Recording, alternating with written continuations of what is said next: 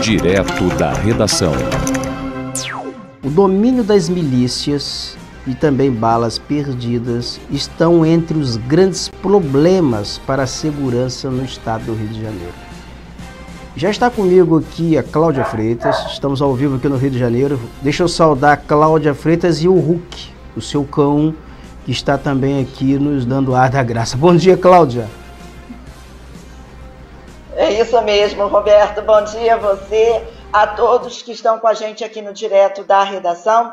E, Roberto, há exatamente uma semana nós noticiamos aqui no programa Direto da Redação um levantamento do Instituto Fogo Cruzado, que aponta que esse ano nós já tivemos mais crianças baleadas do que em todo o ano passado. Segundo esse levantamento, 12 crianças já foram atingidas esse ano por balas perdidas e 5 delas não resistiram aos ferimentos. Esse cálculo ele é 80% a mais do que no ano anterior, do que no ano de 2022. E nós conversamos sobre esse assunto com o especialista em segurança pública, o Paulo Albuquerque, que nos contou como que está o movimento hoje do crime organizado no Rio de Janeiro. Ele deu uma explicação em relação a essas ações, tanto da milícia quanto do tráfico, das ações policiais. E nós voltamos com ele agora aqui no nosso ao vivo para conversar um pouquinho mais sobre esse tema. Bom dia, Paulo. Ele já está com a gente aqui na linha. Bom dia, seja bem-vindo ao nosso programa. Bom dia, Roberto. Bom dia, Hulk. Gostei aí, também sou pai de pets. Pois é, o Hulk hoje, ele sempre fica agitado. Então, Paulo, eu vou fazer aqui... Vendo umas vozes diferentes, né? Vamos lá. Então, eu vou falar aqui para você, vou dar uma introdução de uma pesquisa que foi do Instituto Fogo Cruzado e do grupo Estudo dos Novos Ilegalismos, que é da Universidade Federal Fluminense. Esse levantamento ele de setembro de 2022 é um mapa histórico dos grupos armados do Rio de Janeiro. Foram colhidos dados de 2006 a 2021 da região metropolitana do Rio de Janeiro, registrados pelo Disque Denúncia. E eles mostram os movimentos dos grupos armados. Esses movimentos, né, eles aparecem nesse estudo, constatando que em 15 anos as milícias expandiram 387% os seus territórios.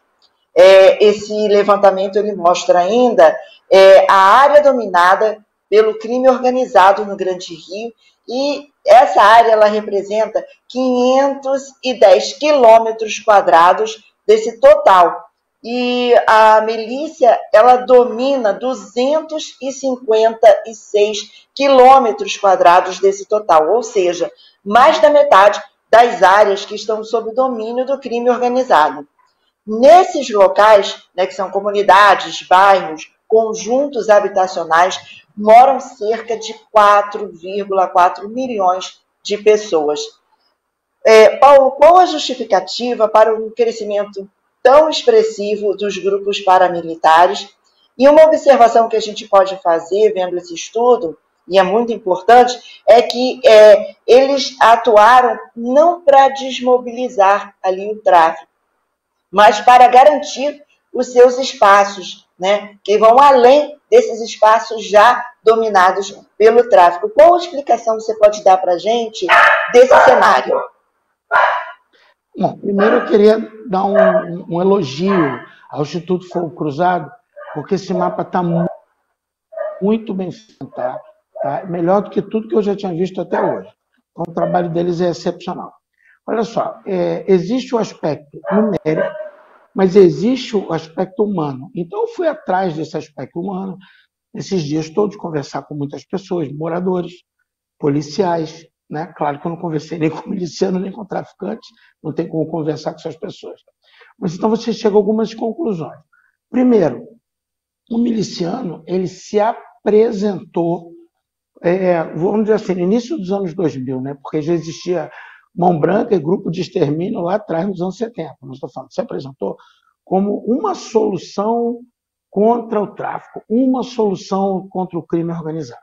Foi assim que ele se apresentou para a população, foi assim que ele se apresentou para vários políticos que, com a ideia dele, nenhum nem dois, mas vários.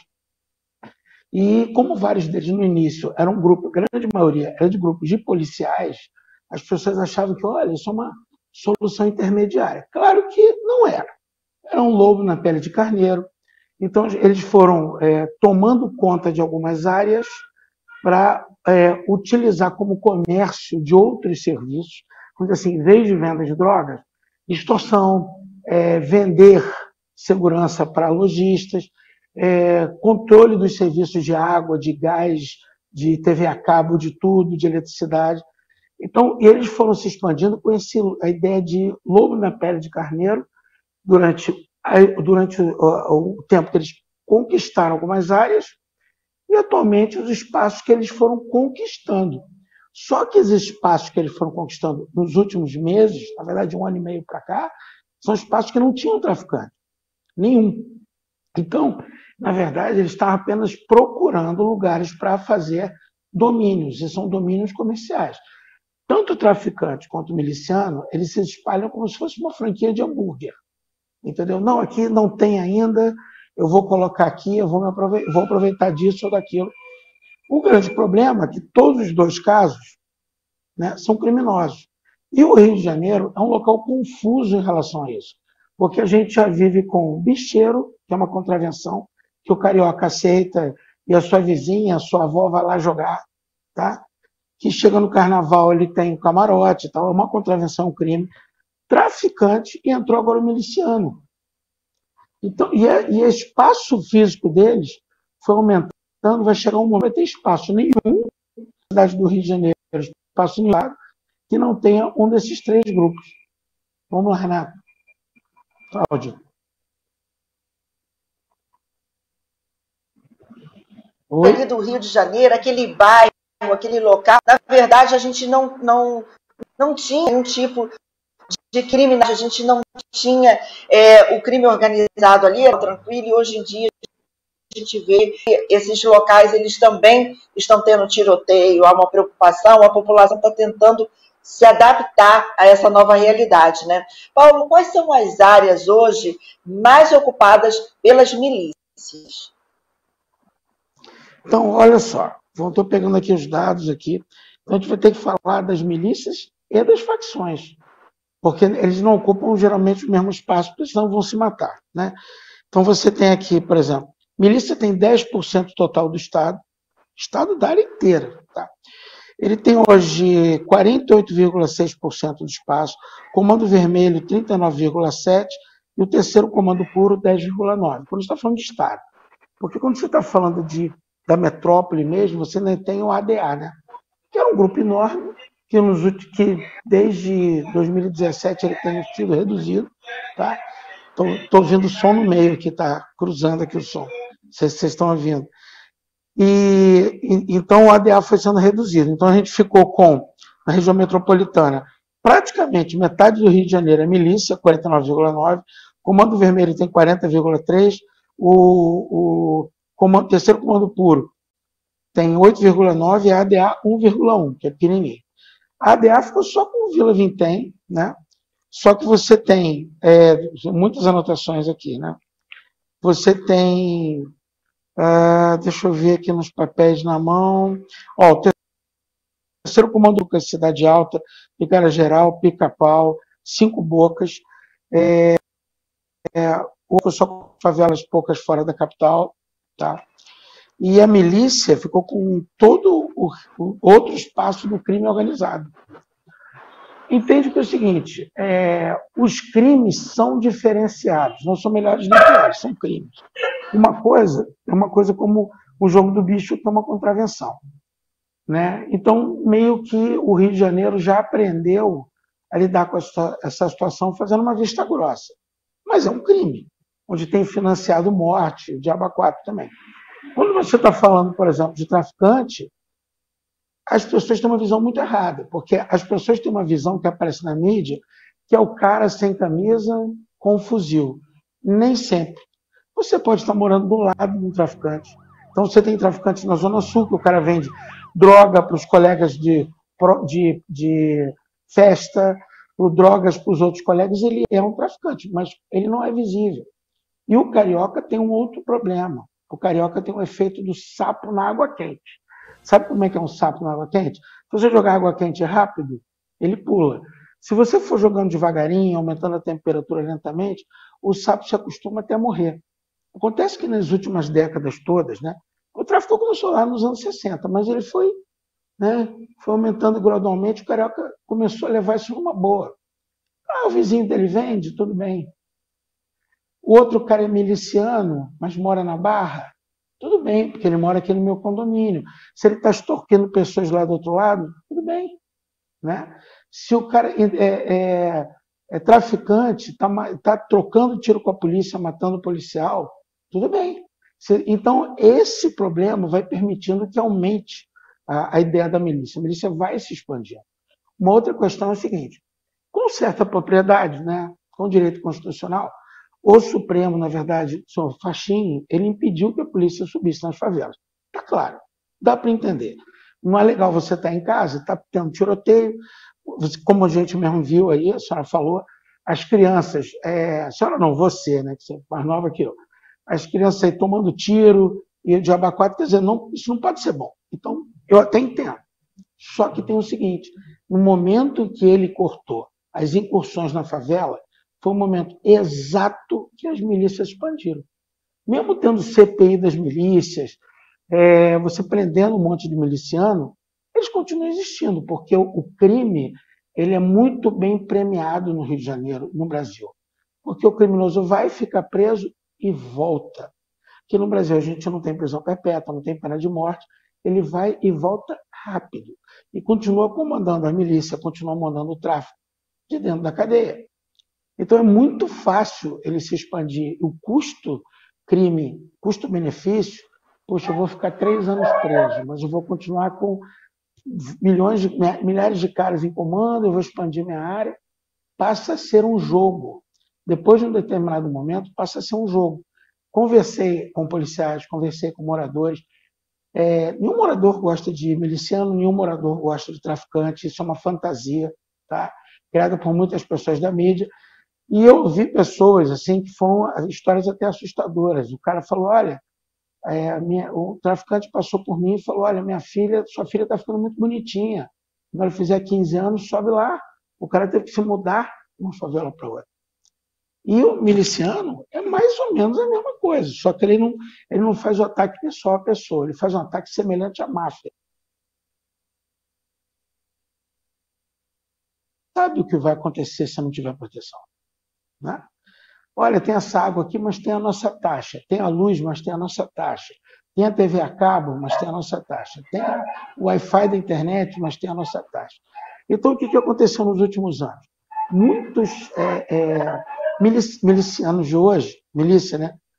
O Hulk está nervoso aí, hein? Vou falar até mais baixo, ver se ele... Né? Muitos milicianos hoje, eles não são mais policiais. Tanto que o CORE prendeu há pouco tempo, tá? uma quantidade inteira de milicianos que nenhum era policial. São quem?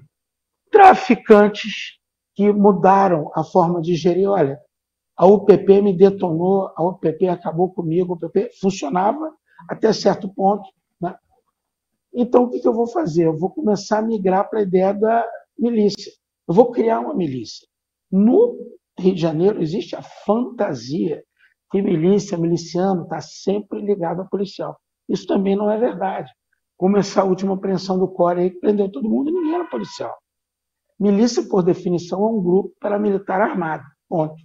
Até o traficante, em tese, é uma milícia. Vamos lá, Cláudia. A gente teve a CPI das milícias, até no momento de uma configuração diferente, né? Você já está até falando agora que a milícia ela não é composta só por ex-policiais, mas existe toda essa movimentação de adaptação dos traficantes que, em função de decisões até das próprias autoridades, quando você não deixa subir ali, eles vão dar um jeito, né, atrapalha o movimento do tráfico, mas melhora, ou então você acaba ajudando o movimento das milícias, enfim. Mas a gente teve a CPI das milícias, né? Vários milicianos foram presos, e hoje em dia, logo depois, eles voltaram novamente, se voltou com uma força maior esse movimento. O que é que você acha? Você acha que não foi válida essa CPI das milícias, ou que deveria ter novamente, digamos aí, uma CPI das milícias para tentar novamente inibir essa ação das milícias? Agora até já mais adaptada, né, a essa realidade que nós estamos vivendo.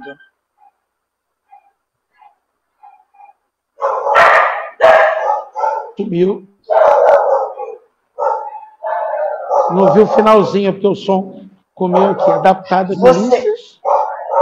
Então, você acha que a gente deve ter uma nova CPI das milícias para inibir novamente o movimento deles e até agora adaptado ao que nós temos, a essa realidade, que não são só milicianos, mas milicianos, como você disse, né?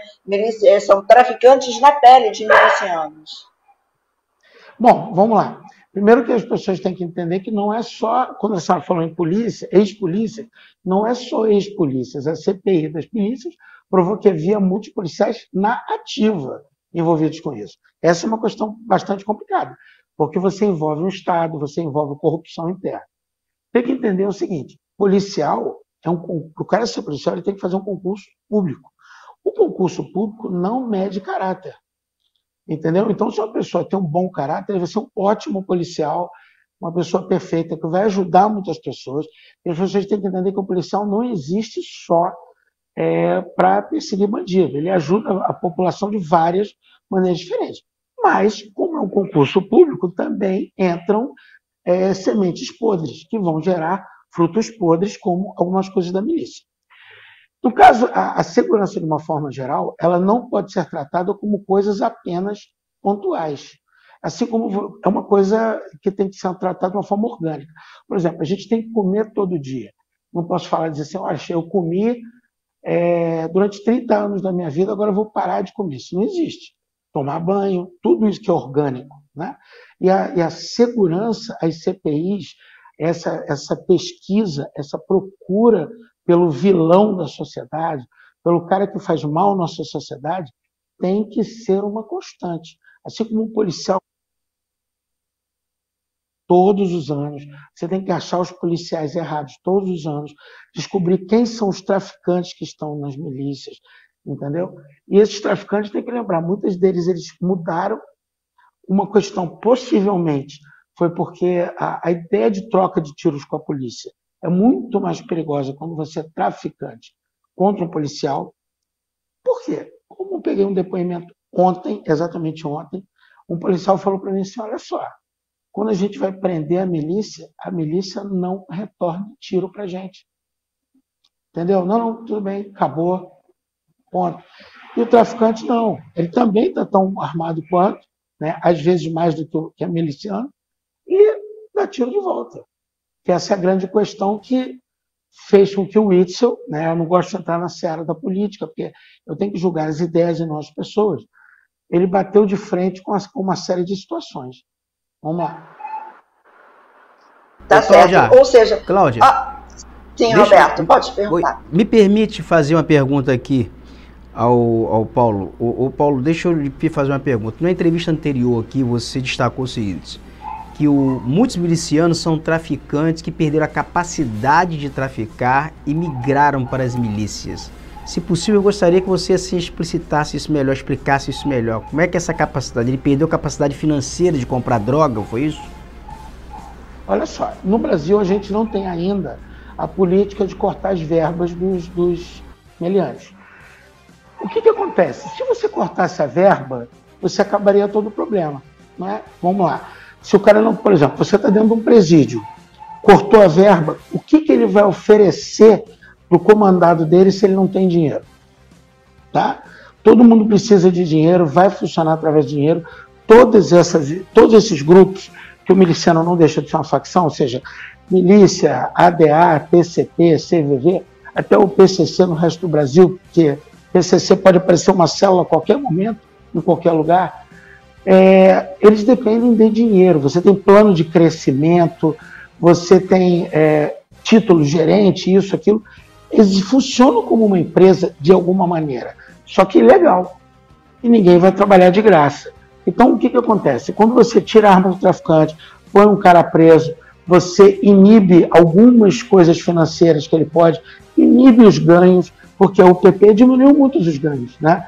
O cara não podia ir lá comprar, o que ele ia fazer? Ele ia pedir para outro cara comprar no outro lugar, Então eu falei assim, cara, eu não estou conseguindo vender. O meu dinheiro está baixando, mas eu vou ter que pagar os meus funcionários. Então ele perdeu o poder, né? Então quando ele se torna miliciano, ele começa a ganhar dinheiro líquido. Por quê? Ele vai pegar dinheiro de, esse cara aqui me paga tanto por mês, porque eu estou fazendo a segurança, como eu disse, segurança entre aspas, da loja dele. Essa população que me paga tanto para ter taxa de água, de gás, porque eles não deixam o gás subir, né, do bujão, de água e tudo. Então ele tem acesso a dinheiro líquido. Então, quando o PP foi instalado, um monte de traficantes, eles mudaram a função, alguns continuaram como traficantes também, outros não, e foram para cidades menores e bairros menores. Pegou a ideia aí, Roberto? Entendi perfeitamente. Perfeito. Eu tenho aqui uma manifestação, um comentário aqui do Orni Costa, ele é da cidade de Rio das Ostras, na Baixada Litorânea do Rio. Ele diz o seguinte: em 1995 a 1997 existiam muitas pessoas sequestradas em nosso estado. Extorsão mediante sequestro passou a ser um bom negócio para a polícia. Hélio Luz, que conseguiu acabar com essa prática criminosa em nosso estado, porque ele sabia que era a polícia que estava envolvida. Hoje o tráfico e as milícias que atuam em nosso estado existem porque o estado permite e lucra com isso. Eu costumo dizer que existe mais dinheiro nesses batalhões de polícia do que nas próprias instituições bancárias. O crime ainda é um bom negócio. Você concorda com essa visão do Orne aqui, Paulo? Concordo. Infelizmente eu concordo, mas olha só, vamos lá. Essa cadeia começa com um processo legal, criação de uma lei, juízes, né? Muita gente que está envolvida numa cadeia de benefício próprio, né? Olha, eu vou ganhar dinheiro com isso, para que eu vou fazer isso? E começa aquele discurso que eu já ouvi, não, droga, o cara compra porque ele quer, vamos liberar as drogas. Eu falo, olha, o país inteiro não pode pensar em liberar drogas enquanto a população não decidir quais são as drogas que são viáveis ou não. Nós já temos álcool, que é uma droga, né, de alguma maneira, só que é uma droga popularizada, o cara bate na mulher dele, o cara bate o carro, ela provoca efeitos negativos. Será que o país está preparado para receber outras drogas que são piores, mais violentas, que disparam outras coisas? Mas a lei lucra com isso. Existe um estudo do David Levitt que ele fala sobre lucratividade e crime e lei. Toda vez que existe uma proibição, a raridade dela, né, por exemplo, vamos tirar do foco, vamos falar sobre prostituição, por exemplo. Aqui no Brasil, ela não é legalizada, mas não é proibida. Nos Estados Unidos, ela é proibida. Nos Estados Unidos, ela foi legalizada, proibida, legalizada, proibida, em períodos diferentes. Então, quando ela é legalizada, o valor da prostituição caía, porque não havia crime. Entendeu? Então, qualquer mulher potencialmente, né, com uma intenção meio torpe, poderia se prostituir e ganhar dinheiro, não teria problema nenhum. Depois, o que aconteceu? Foi proibida apenas as mulheres que eram protegidas por políticos influentes tinham o poder de se vender ou cafetinar outras. Então, o que acontece? Os políticos tinham aquele controle, né? Depois, cortou novamente. Então, o valor é assim. Então, por exemplo, enquanto você tem a droga proibida, automaticamente o valor do crime aumenta. Puxa, só o líder que vai preso praticamente, o cara vai ficar preso 1 ano e meio, 3 anos, mas fora do tráfico, a minha opção de trabalho é ganhar no máximo 2 salários mínimos. Vou entrar no tráfico. Então existe essa questão, né, financeira de fazer valer a pena o risco de ser bandido, né? O problema, como eu vou reforçar aqui, é que o carioca, em especial, tem uma alta tolerância à criminalidade. Sapo na água quente. Ah, tem um cara passando de fuzil lá, que legal. Pede até para tirar foto. Paga para tirar foto. Turista vem aqui tirar foto com um traficante. Faz tolerância com o vizinho dele, que mora em cima, embaixo, do lado, do outro lado, que vende droga para os amigos dele. Que também é um traficante, que também pode ser preso. Né? Então, essa tolerância... esse problema. Vários... Vou te dar um exemplo? Olha, várias circunstâncias... Roberto, são várias circunstâncias, né, Paulo, que a gente pode encontrar no Rio de Janeiro, na nossa rotina, né?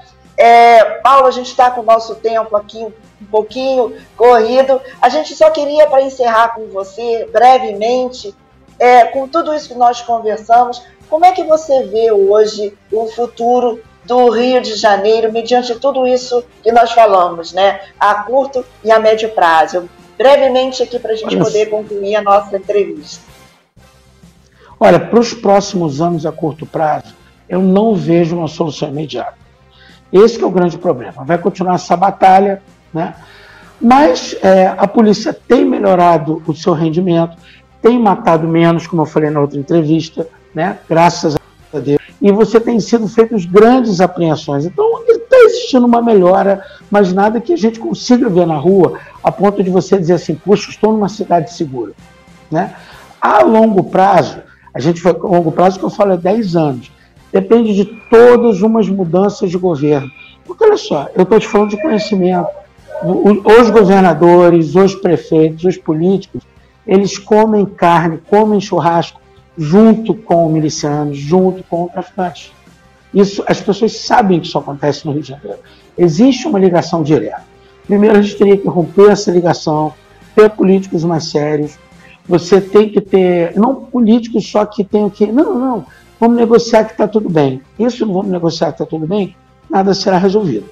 Essa é uma grande questão. Vai ficar sempre naquele diminuir o crime, mas tudo bem, deixa você traficar. A gente tem que entender que quando você está falando de milícia e tráfico, você tem uma série de poréns. Mortes de pessoas que estão morando nas regiões onde vai ter tiroteio. Por isso, aí dentro do traficante é pior, porque o traficante briga uma facção com a outra. Porque, né, quando morre uma pessoa, né, geralmente a população aponta o dedo da polícia por duas razões. Uma, porque o traficante, não, aquele traficante é legal, ele já me pagou cerveja, eu morei com ele, conheço ele desde criança. Começa a achar que ele é legal. Né? Isso é um síndrome de Estocolmo, assim, absurdo. Uma outra questão é que ele não vai poder pedir dinheiro para o traficante se o filho dele morrer.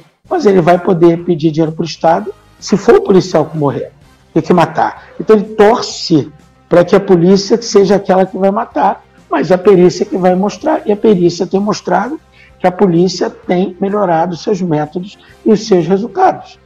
Mas ainda pode melhorar mais, porque eu tenho uma questão que eu bato a tecla.